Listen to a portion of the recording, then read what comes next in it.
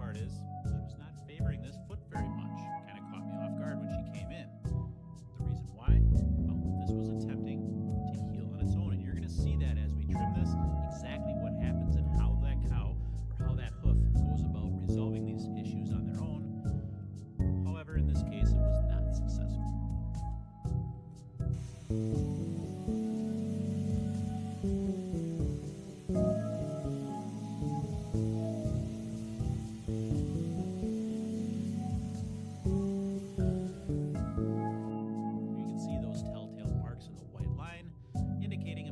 Problem there, and that separation up above confirming that.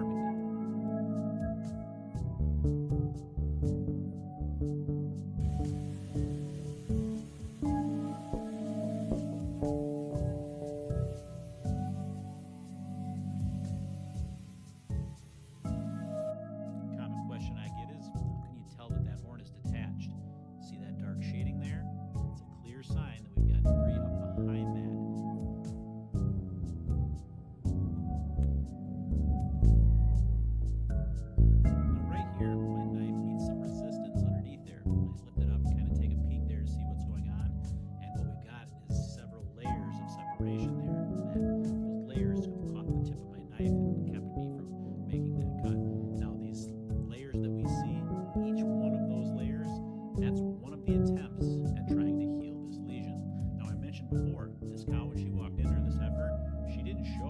Discomfort really on this foot kind of took me off guard.